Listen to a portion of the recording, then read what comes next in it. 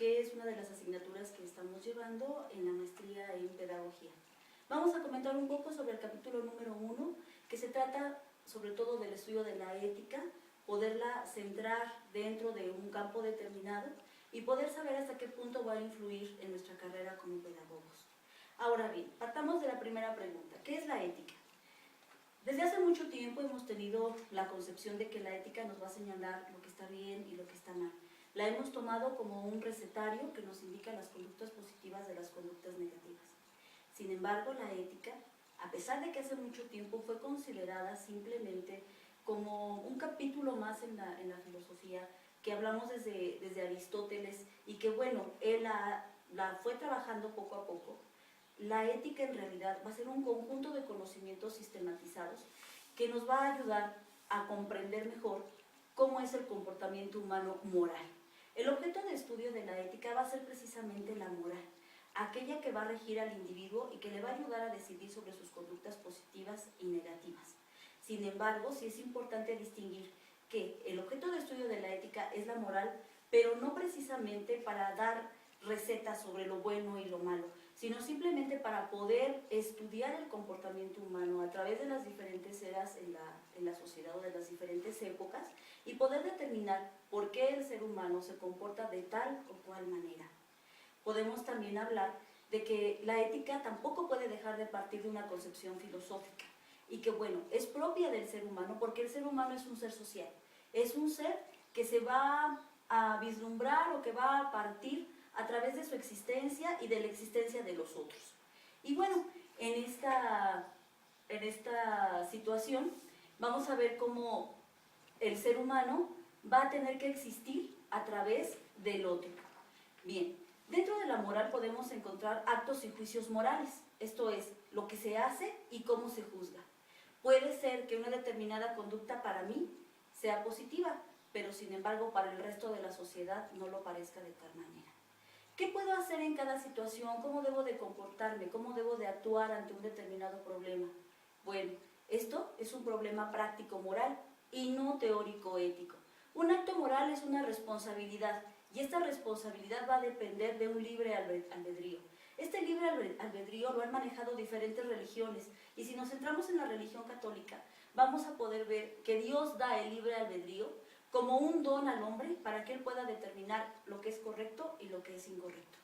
En las diferentes religiones se nos van a marcar diferentes pautas de conducta, todas ellas encaminadas a una mejor convivencia humana.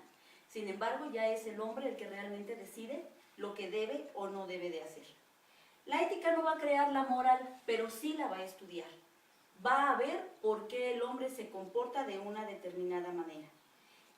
Es importante también que hagamos conciencia que un acto moral debe de ser reflexivo.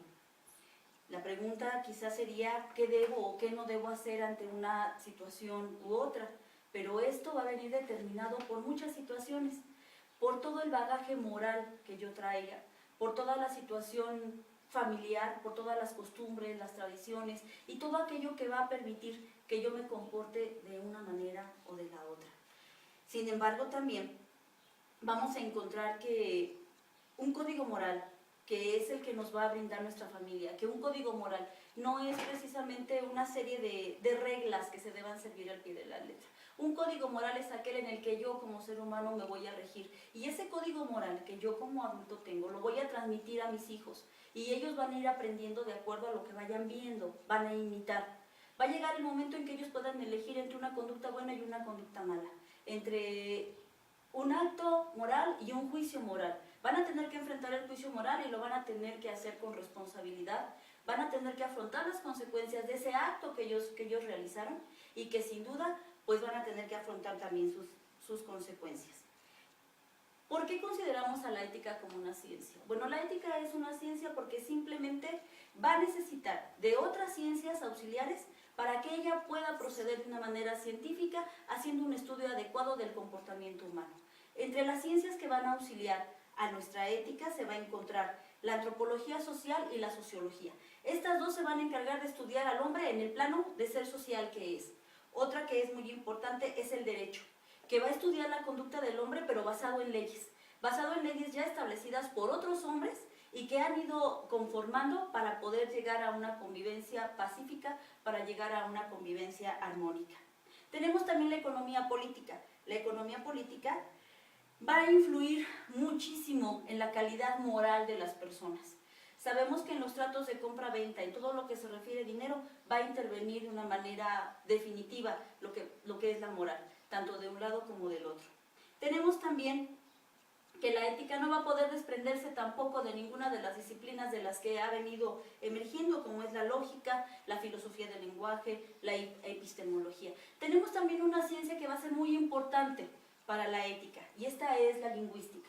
La lingüística porque nos va a dar toda la raíz lingüística que va a manejar el individuo, cómo se puede transmitir o cómo se puede comunicar con sus semejantes.